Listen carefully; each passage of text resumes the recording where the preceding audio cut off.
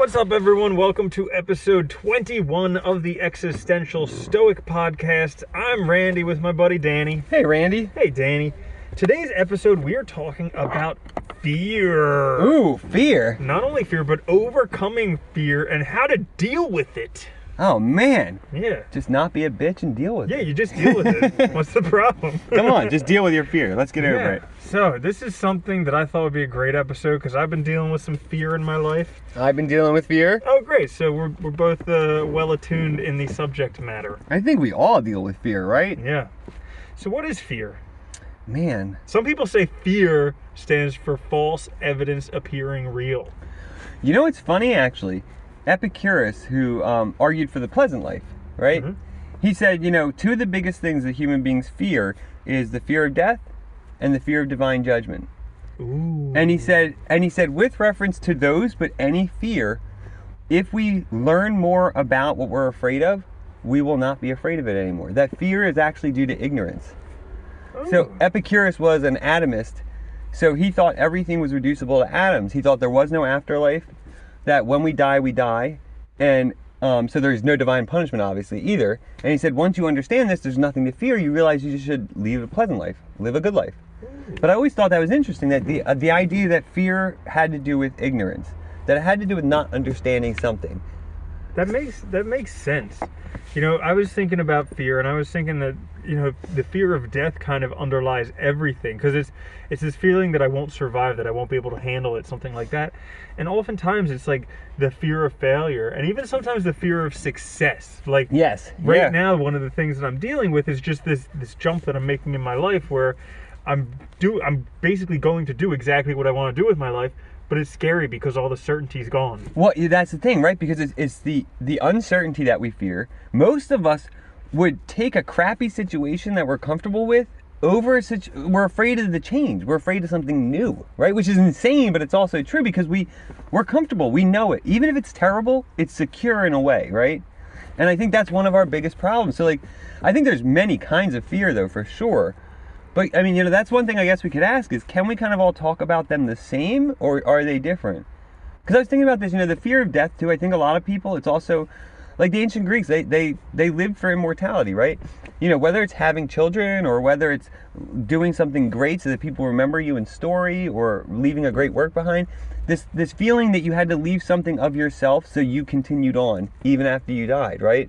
This idea of, I need to be immortalized somehow, when really, why? You won't know anyway. You don't know how it ends up. So what's the difference, right?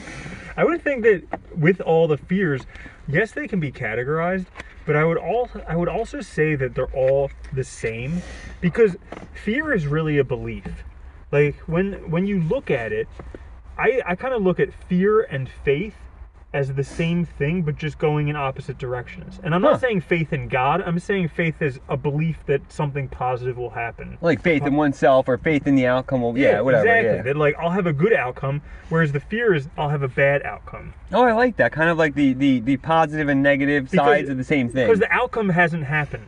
And that's completely out of your control anyways. But it's the belief and the certainty in yourself or the situation that is going to turn out a certain way. Well, I think that's, for overcoming fear, we'll definitely talk about that, right? The belief in yourself, the confidence in yourself is crucial, I think, to overcome it. But, it's interesting, too, that you mentioned that, because, that is a nice way to think of it. Because I think, when I said, fear is ignorance, I think a lot of times it's the fear of the unknown, right? And it's not knowing enough about it, not being able to predict exactly how it will play out, that we're afraid of. We're afraid of new situations because we don't know exactly what's going to happen. We don't know what to expect, even though usually we're fine. Mm-hmm. It's kind of funny. We're we might be afraid of, even like an insect because we don't understand them. And we're freaked out because we imagine something worse. Because our imagination plays a huge role in fear, I think. Definitely. And that goes back to what we were talking about last week or the week before with creativity. How we actually create the world that we want. And in this thing that I listened to called The Strangest Secret by Earl Nightingale, he talks about how you basically have to reprogram your mind. How every time you focus on something fearful, recognize that, and then redirect your mind to the positive goal that you have. So it's training yourself to see this, because fear is going to come up. It's just how we were programmed biologically to survive, basically. But every time that comes up, use that as a trigger to say, no, this is the faith that I have, and this is the direction I want to go in. I like that, because back in the day, like way back in human history, right? It made sense to be afraid of the unknown, to be afraid of what we didn't have experience with. Because if you weren't afraid of it, you'd get eaten by the saber-toothed tiger. Or you'd try some fruit and you'd die because it was poisonous. Exactly. There was a reason to do things that were the same all the time. And back when you could reliably trust news, like if something happened on the news, you might need to watch out for that. Exactly. Now it doesn't matter because it's all garbage. But yeah, it's interesting. So like nowadays, like we don't have that same problem where most of the things we can do, we can just try them out and not really have to worry about it. So we imagine this stuff, but imagination's funny too, because like we said last week, right, we create the world and it takes imagination to create ourselves. But imagination can also be double-edged, because it is also our imagination that causes all these fears to be way worse than they are, right?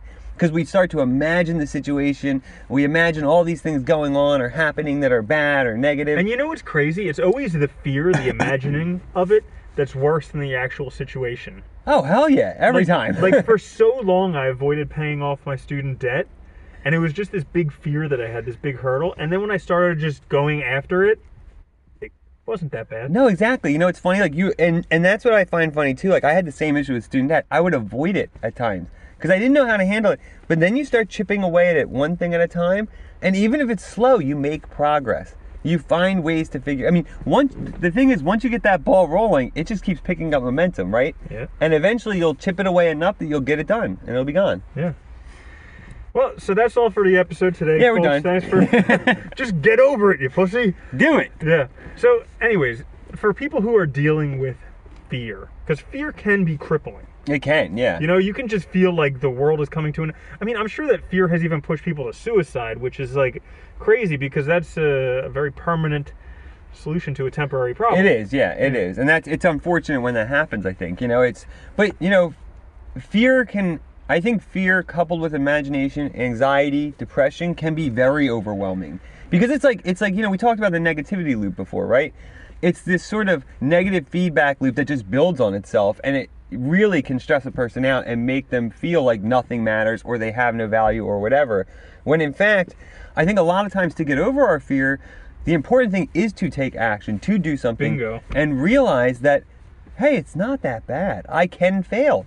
I can try things out. I can do all these things because really it doesn't matter. As long as I want to do it, that's what matters. Bingo. And taking action, I think that's definitely a key in overcoming fear. But even before that, I think it's extremely important to nail down exactly what your fear is. Oh God, yeah, because it's so fear important. comes with like so many different emotions, like apprehension and tension and stress and the knotting of your stomach and all these different things. But until you can really nail down exactly what it is, you can't always take the right action to overcome it. No, that's true. And a lot of times too, we'll experience fear, but we're not even really afraid. It's something else. Then fear is sort of an add-in, right, or a fill-in. And we get afraid of, like, say, like, I don't know, we're afraid of taking a chance on a new thing because we think we're afraid of success, we're afraid of change, when in fact, we're really worried about, say, leaving our family. You know what I mean? Right. Something like that. And I think these kinds of experiences are normal. We all face them. But if we really want to live our own life, I think you're right. You have to pinpoint what is the problem. Because if we don't know what the problem is, we can't address it, we can't fix it. Yeah, and I think a really handy technique for that is taking contemplative time out of your day. Like for me, every morning I sit down, it's before anyone else is up, it's still dark outside, and I'm thinking, I'm journaling, I'm reading positive material, but it's like during that time when I can actually reflect, and by writing down, like pencil and paper or pen and paper is so powerful. And it really helps to elaborate on what's going on. I was just going to say the same thing. It's so funny. Because, like, every morning, I'm always up early. I always give myself time to kind of think to myself, just reflect. Writing, I think, is one of the best things in the world. Because, I think you can do stream of conscious, too. It doesn't matter. Mm-hmm. If it's not worried about how you're writing. It's just getting the ideas down. That's such a good point. Because for a long time in my life, I would edit what I would write before I would even write it. Yeah. Because I was like, this has got to look good for people who may read it in the future. But then eventually got to a point where I'm like, fuck it. This is like, it's for you. It's got to get not out for anybody here. else. Yeah. Yeah. And if you get it down, I think too, that's the other important thing. If you're writing one can give you a great way to get it off your chest and on paper. It's just for you, so who cares how it's written? Mm-hmm. And if you write it that way, you get the real truth down. If you start to edit, the problem is you start to edit out the problems, I think, a lot of times, which is also problematic. Yeah, I do think writing is fantastic because you can get your ideas down and you can start to work through. It might not be the first time. I've had issues that I've been dealing with where I journaled about them every morning, and it wasn't until like the second week that I had a breakthrough and realized what it was. You know, what was bothering me. Because sometimes you just, it might be really masked or really, convoluted or whatever. Yeah. But you always, once you figure it out, though, it's like an epiphany.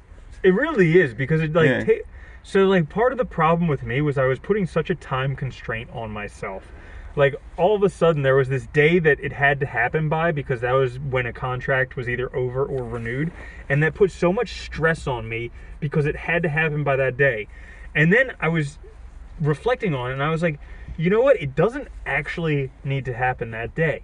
No. Because it can happen way after then. It really doesn't matter. Or it could happen before then. And as soon as that pressure came off, the answer came to me like the next day. It's funny though, I think that so many of us struggle with the expectation and time restraints that are irrelevant or arbitrary. Almost everything in our lives, it can happen when it happens for us at the right time. It doesn't need to happen at some specific time, but we stress ourselves out about that, right? When I was really struggling, like the past few years, I was really struggling with depression and stuff. And one of my biggest things was I was like, man, I'm going on my late 30s, blah, blah, blah, I wasted, but really, I have all the time in the world still. I was stressing myself out and making it worse to the point where I wasn't taking the actions that I needed to take. And it's a way of preventing ourselves, blocking ourselves further, limiting ourselves, right, from actually taking, positive actions forward, because we are afraid. We're afraid of change. Yeah. We're used to that shitty situation. Yeah, and just doing what you can do every day, and also realizing that, from your 40s on are some of the most productive years ever. Like, we get so caught in the trap nowadays where we think if we're not a teenage billionaire that we failed. And just the realizing that most of the most successful people ever have done stuff after they're 40 years old plus. Yeah, well, I think I told you before, there was an ancient Greek historian who he actually used to calculate people's ages by assuming that they completed their greatest work when they were 40.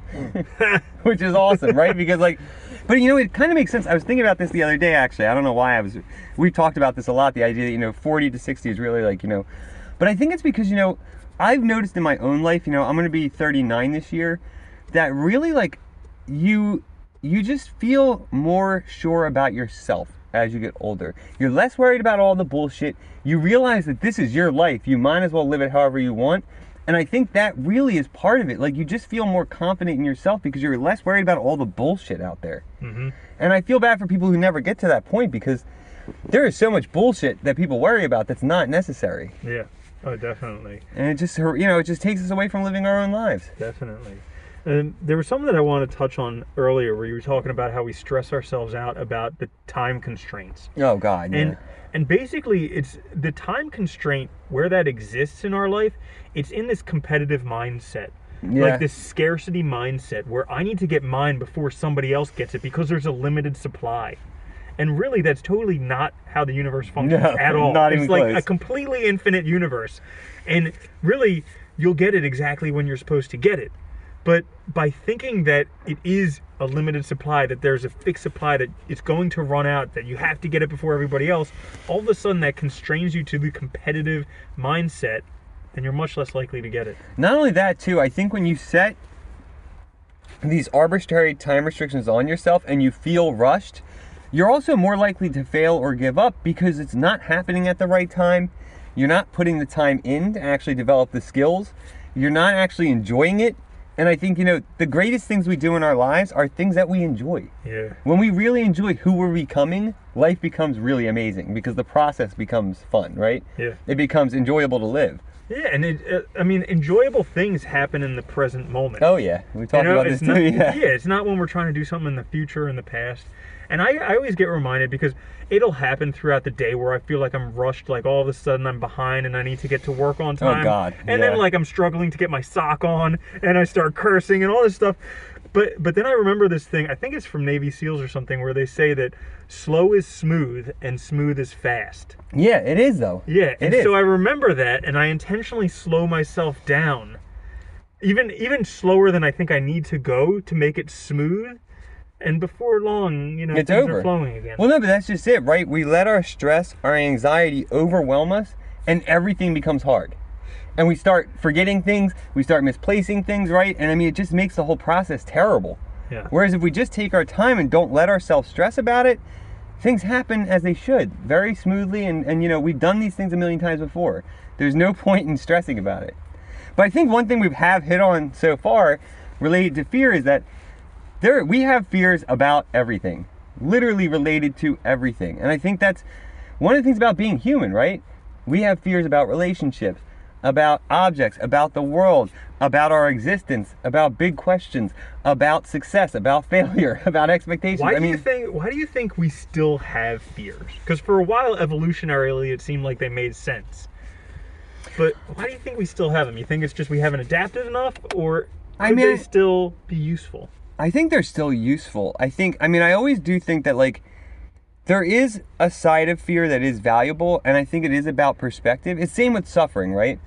That we learn about ourselves through suffering, right? We realize who we are, we figure out new skills. And I think there is something with fear that, one, if we weren't fearful at all, a lot of us probably would die very early. We would do dumb things, right? Yeah. There is a value in fear in that sense of avoiding bad situations, stuff like that can help you live a better life. I also think, too, sometimes fear can be a guide to what life we should be living. That when we're really afraid sometimes, I think, it's not just that we're ignorant. Ignorance is part of fear.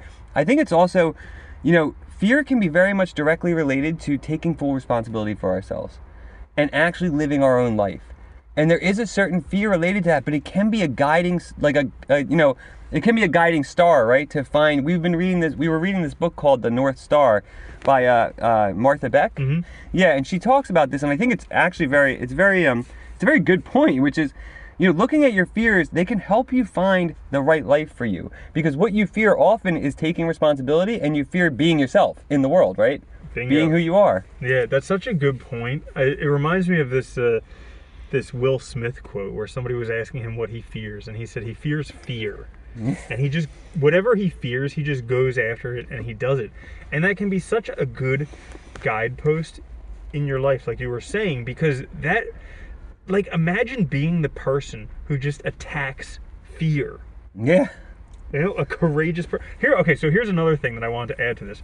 So, like, when we were talking about what's the usefulness of fear, and you said that, it's part of life, it made me think, like the Tao of fear. Like the fear is only half of the picture. There's the other thing on the other side. And what that is courage. Like being able to feel the fear and do it anyways. And really, courage comes from the French word meaning of the heart.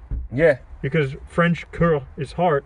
And so it means of the heart. And actually, like, feeling the fear and doing it is following your heart.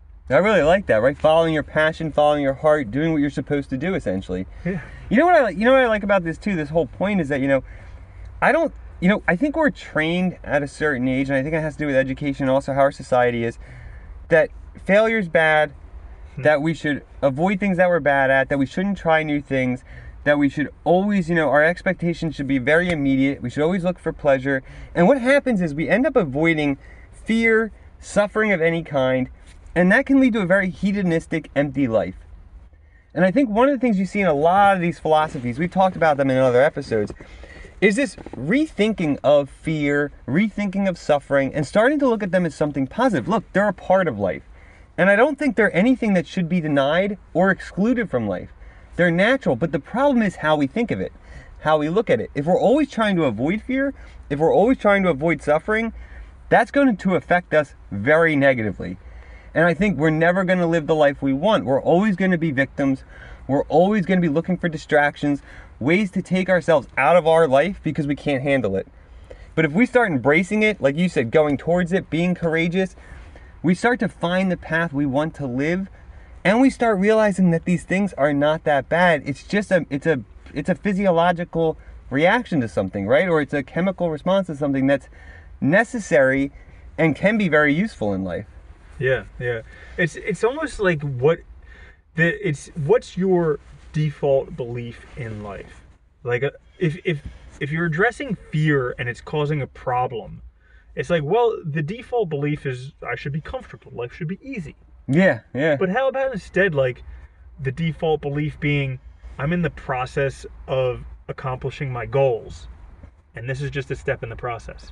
Exactly, right? And we've talked about this before too, where like, I've had so many times in my life where I've been doing something hard, but because I wanted to do it, because I had a reason to do it, I expected all the burdens, obstacles, fears, and they became a fun part of it. Because I realized myself, overcame myself, figured out what I was capable of, and even went beyond that. And I think, when we look at it that way, it's actually really exciting and a valuable part of life, because there's also that side of fear and suffering where when you overcome it, there's also that positive feedback, that reward, like, hey, I can do this, right? I can do more than this in the world. And I think when we just look for a comfortable life, we're never challenged. And we're supposed to be challenged, right? I mean, we're human beings. We're animals in the world existing. We're supposed to be challenged by things. Yeah, like I remember when you were talking at the beginning of this episode about fear being the lack of information and the ignorance. What I was thinking of was when you were starting your blog and you were like, I'm going to start it. And then 2 weeks later, still hadn't started it. But the thing is, you stuck on the edge of that fear and you stood there with it and you got more information and you're just like, I'm going to exist here until I push through it, and then boom, you were through it. No, I wasn't giving up on it. And that's the important thing. You're right. I think that's a good example, right? It took me ultimately about 3.5 weeks to actually start. But I talked about it all the time because I had to sit with the fear, and you're right, it motivated me to look up more information, to find out what I needed to start, and to feel comfortable starting that what I was producing was something I was happy with. And I think that's a great example, because that is one of the valuable side effects of fear, right? Is that it can help us really, not only embolden ourselves, but also prepare and plan correctly. Rather than just jumping in rashly and doing something half-assed, we do it correctly, right? That's a really good point, because it's like that saying by Anais Nin that when the bulb, I don't know, there's something with the bulbs blooming or something like that. And when there's something for the flower to remain closed. Sorry, I coffee down my long throat. There we go. Okay, go ahead. When the urge for the flower to open overcame the urge for it to stay closed, like that's when it blossomed. Oh, yeah. It's the same type of thing with fear. Is that because whatever you're fearing is going to cause you pain. There's going to be pain. But like, you need to reach that point where the current pain or the pain of not doing that thing exceeds the pain of actually just sucking it up and going and doing it. I like that you said that, yeah, because when we have a project we really want to accomplish, and I'll take the blog, it was just something I really wanted to do. I wasn't going to give up on it. And I knew I could do it. And I think that's part of it, right? Having the confidence in yourself that, hey, I can do this thing. I know I can write. I know I can accomplish it. I know I can set it up. And I think the fear really is a way to help us plan. It's to help us establish a framework so that we're able to do it. But the thing is when you have fear, you can't turn away. And like you said, I stood with that fear for 3.5 weeks, but it really helped me plan. But if you turn away from it, you miss out on all of that. And I think this is one of our difficulties, right? Because fear, if you think way back, right? Or like if you think of fear in a very flight or fight sort of response, it's a biological mechanism to help us avoid dangerous situations. So if I'm out and I'm say in a mountain and I'm hiking and I reach a part where there's a very big cliff and I step and the rocks start to crumble and fall, that fear will make me turn around and save my life, right? Mm-hmm. The problem is I think we interpret that same sort of response into other things that we shouldn't, where fear is more of a, hey, you need to plan more. Hey, you need to get these skills together so that you can do this correctly for yourself at the level you want. Because I think, that's one of the difficulties, right? Is that fear can lead to procrastination. Yeah. If we don't stay with it and try to overcome it, or don't believe we can overcome it too. Yeah. Yeah. And, fear is So we talked before about how fear is just this kind of belief that we have. Yeah. And it's this funny belief because it really just hangs around until you turn and face it. It really does, yeah. And then as soon as you turn and face it, boom, it's gone. It's just poof, gone, right? Yeah. No, you're right though. It's like fear will always be with us until we face it. And honestly, once you face it and once you realize that for most things there's nothing to be afraid of, you stop fearing them altogether.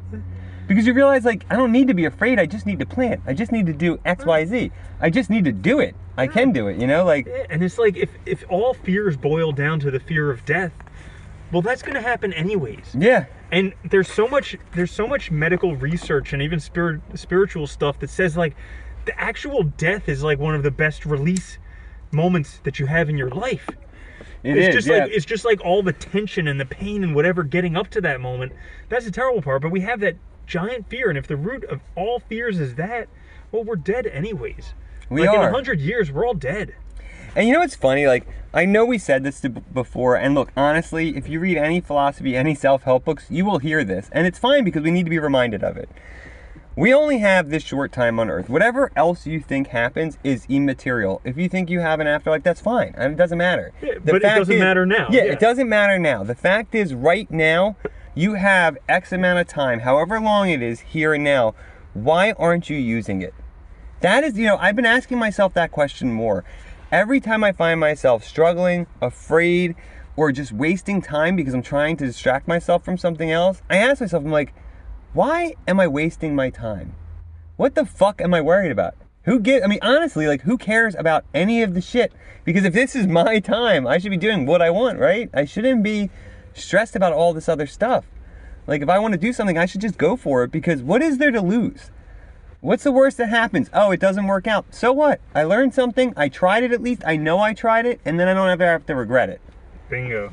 Yeah, that's like one of the things that I was confronting with the recent fear that I had is so like my thing that I'm doing right now is I'm just going to basically pursue my dream, which means leaving steady employment. It means going back on my own again, and I have there are instances in my memory where I've done that and failed. Well, I've done that and it didn't succeed to what I thought it was going to. You couldn't continue doing it. You had to reset, sort of. Reset. Yeah. But really, there are also instances in my memory where I've done stuff like that and succeeded. And so really it's like, which memories am I going to look at? And both of those, they're immaterial anyways, because those happened in the past. If my memory is even serving me right, it doesn't mean, like past performance is not an indicator of future results. And so like all this stuff has just been like these obstacles that I've needed to overcome in order to do it. But that's the stuff that's been holding me back, is just these. Well, the fear of you had the fear of leaving something that was a regular paycheck to pursuing your dreams, right? To something more uncertain.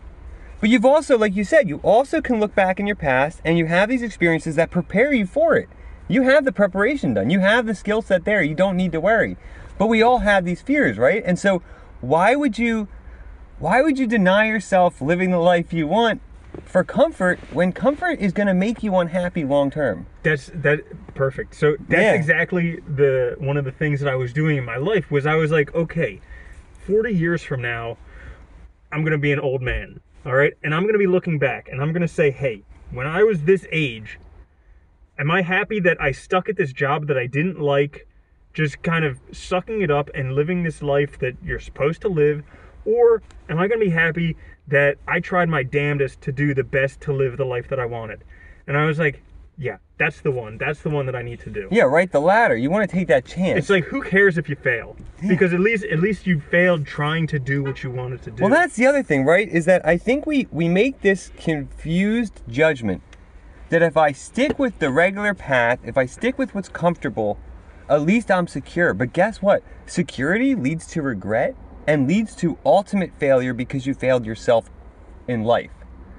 Taking a chance, at least you took it. You'll always learn from it, and that'll always be something that you did. You had the confidence in yourself, the positivity to take a chance. And if you already take that chance, you're going to take more chances, and you will get to that life that you want, right? I think this is our biggest problem. We get really caught up in either, I don't know if it's laziness or security or whatever. Comfort. It's like we live the comfort lifestyle where it's like you get comfortable. You have, it's just tolerable enough. Yeah. You know, it's like just tolerable enough where there are so many things that are just like not acceptable, but it's just tolerable enough to you're like, I can sit in this, I can ride this out forever, you know, forget my dreams, whatever else. I'll just do this because this way at least I'll be secure. There's no risk. And you know what it is too? It's like we convince ourselves and justify to ourselves these things that are not right for us. It's just like we talked about before when people go online, like something bad happens and they say thoughts and prayers, right? It's virtue signaling, it's bullshit. They're not doing anything, but it makes them feel better. It makes them feel like they did something even though they're not really doing anything, and then they can tell everybody they really care about it, right? And it's like, are you doing that with your life? I mean, that's a question to ask yourself. Is fear causing you to do that with your life? And if it is, really look at it, because what are you afraid of? And I think at the end of the day, you know, I think this is one of the difficulties with fear is like, you have to really ask yourself, what are you afraid of? Are you afraid of uncertainty? Because do you just not have enough information? Are you afraid of living your own life? Are you afraid of taking responsibility? I do think that is a big part of it, because I think a lot of people want to be a victim. Because, you know, even if you live a miserable life, if you can blame the world, the government, you know, your friends and family, your obligations, at least you feel like it wasn't your fault. But that's a terrible system, like, at the end of the day. Yeah, I think we've gotten soft as a culture. And, you know, like, maybe that'll happen because in America, at least, we've had, like, a great 200-year run. But, like, victimization is just it's like the latest drug. It's just like, oh, it's their fault. Yeah. The government, them, this. It's everyone else's fault that my life sucks. And it's just like, get up, you pussy. Just fucking do it. Well, you know what I hate about it, too, is, like, you'll hear all these people complain, and then they do all these half actions to make themselves feel better, but it's like you're not actually changing anything. Like, if you're going to protest, like, you know, when Sartre was writing after World War II, they talked about responsibility. He called it radical responsibility, because he looked back at the war and he said, you know what? All those people that were on the side of Nazi Germany are guilty because they could have killed themselves. They could have denied doing those actions. They are responsible. They can't say I was just following orders. That doesn't work. You're still fucking accountable, right? You're accountable for yourself ultimately, for everything. So if you really care about something, you need to do it and commit to it. Yeah. If there's really a cause you care about, get out there and do it, you know? Don't just sit back and write a fucking tweet. It doesn't count, you know? It's like, and I think you're right. We've gotten in this, like, softness or something where we think that's acceptable. Yeah, so I guess for people who are stuck in this softness and comfort and complacency and just victimization, how do we get out of it? Ooh, that's a good one. Mm-hmm. Because, you know, it is related to fear, I think. Very much so. Okay, related to fear, but what I was going to say is one of the things that you talk about all the time, authenticity. Yeah. We have to be honest with ourselves and just look at ourselves and be like, I'm a fat piece of shit. You know, Nietzsche says, right, to live an authentic life, you need to be honest with yourself to the point of severity, the point of hardness. And he says it all the time. And what he means is like, look, you have to be honest with yourself first and foremost, and it has to be brutal. Like, and I've done that to myself so many times. I'm like, why am I sitting here watching Netflix? Because I'm being a lazy asshole. Because I'm afraid of trying something new. Because I'm afraid of taking responsibility for my life, and I need to start doing that. And it's hard. It is hard to be brutally honest with ourselves, but we need to do it. It makes such a big difference. Like, I remember a turning point in my financial life was when I was talking with a friend about my finances, and he just basically, like, looked at me and he's like, you are terrible with money. And this is someone that I really trusted his opinion of, and, like, it was a reflection of myself that I was just deceiving myself. I was like, oh, I'll be able to figure it out later. I'll be able to fudge it later. And he's like, you are terrible with money. And and it's like that authenticity that spurred me on to completely change. Well, you had a realization about yourself, right? You know, it's funny. Aristotle said, right, that a good friend is somebody who we can see as another self. It's somebody we can be completely honest with in that way. And basically give them a look at themselves that's pure. That's not, you know, that's not obscured because of vanity or complacency or whatever, right? It's not a justification, it's the truth. And this is one of the difficulties, right? We make our reality. So a lot of times you have to be careful because that means we also come up with justifications and validations. rather than looking at things as they are. Mhm. And when it comes to ourselves, I think, look, the authentic life is about living a life that's right. It's about taking advantage of your time here and now. I think that's probably the best way to look at authenticity. Say, look, it's my life. I am going to be 100% accountable to myself for the life that I live. For every decision I make, every thought that I have, every attitude, I am accountable. No one else is. If the situation sucks, it's on me to change it. Or it's on me to change myself. That might mean that I have to actually take action in the political arena. Or it might mean that I have to actively change my life or do something that I'm afraid of. Because otherwise, nothing will change. Yeah. But it's by doing that, by taking that action and actually being able to change things, that you overcome this learned helplessness, this victimization, which essentially is the same exact thing as depression. There's just this learned helplessness that nothing you do will change. And by actually changing your world, you go on to create such a better place and a better life. You do, and it's funny, like, and I know we're saying this, and it sounds like it has to be these. It might sound like it has to be these grand actions. You have to macho up. Yeah. Put your big boy pants on, get a buzz cut, and just toughen up. And just do it. What are you, a girl or something? Yeah. It might sound like that, right? And it might sound like you have to take these grand actions. And I don't think it has to be that way. When I was really struggling with depression, I remember one of the things I told myself was like, because I was at a point where there was a point where I was doing very little every day. Like, it was like those commercials you see where the person's laying in bed all day. And that's basically what I was doing. I was really depressed. And I didn't want to live like that. And there was a point where I told myself, I was like, look, just get up and get a shower today. Do that one thing. And I did, and I felt a little bit better.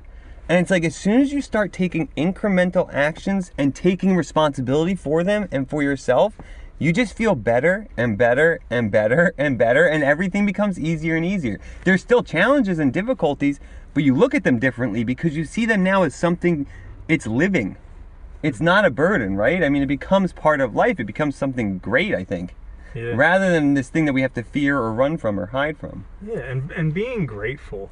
Yeah. Like writing down 3 things you're grateful for, 3 good moments a day. I mean, that's made such an insane difference in my life. Because I can just look back through the day and be like, there was this moment, and there was this moment, and there was this moment. And those moments is what makes life worth living. Yeah, we've talked about this before, right? The small delights, it makes you more aware of the delights in your life, of these small enjoyments, and you become more consciously aware of them all the time. And it really helps get rid of that negativity. But it's also the same as it's also the same as planning a project correctly into small incremental steps, because you see this positive achievement over and over, and that really motivates you towards greater things. But they've talked about this. Psychologists have done studies, and they've shown that by focusing on small delights, small pleasures, you actually energize yourself to deal with the burdens in life. I mean, I know so many people who watch the news, who go on social media, and they just stress themselves out. They're negative, they're miserable, and guess what? They have no energy to deal with anything because they're wasting all their fucking energy on bullshit that they can't change. Well, so here's the thing that I always think of. With computers, they have this saying, garbage in, garbage out. Like, if you put garbage into a program or a computer, you're going to get garbage out. Yeah, and it has to be clean, right? Yeah. And our mind is basically the best supercomputer that's been created to date. Yeah. So basically, what are you putting into your mind? Are you putting garbage in there? Are you putting news in there and social media and all this junk? Or are you actually feeding yourself with uplifting stuff, with motivating stuff, with dreams and aspirations? Like, what are you putting in? Because that's exactly what you're going to get out. And that's why I think we talk about often, meditation, taking time for yourself, writing things down, because this is a first step to really putting good things in and good things out, I think. It's starting to think about your life as your own.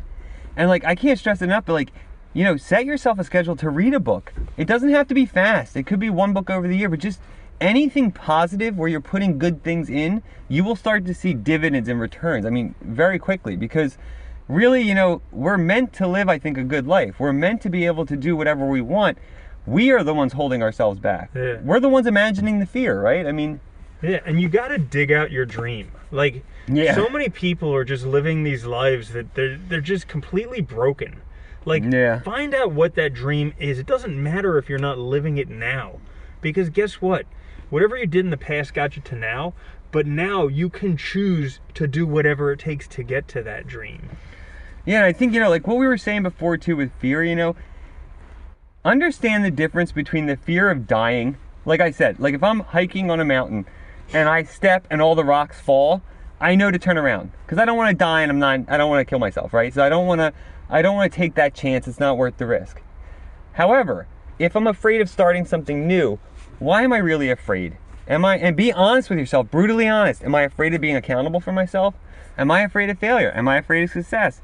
Am I afraid of all three? What is it? Yeah, don't let the fear of dying prevent you from living. Yeah, exactly. And like, and look at your obligations. Are you afraid of letting people down? Because that should not be a fear. I think this is one of the other problems. We let other people dictate our lives. We let society dictate our lives so much that we're not really living our own life. See, this is such a hard thing. So like after I finally made up my mind to finally move on, I tell my parents and they're like upset. And I'm just like, why do I even bother anymore? It's funny though, right? Because that's a great example. You made a decision for your life to live exactly how you want. And the first thing they do is express, concern and worry. Yeah. And it's like, that's not helpful at all. Yeah, it's like they love you, but not even they want you to succeed because then you wouldn't be living close to them, Yeah, or you wouldn't be living the life that they want you to live. Right.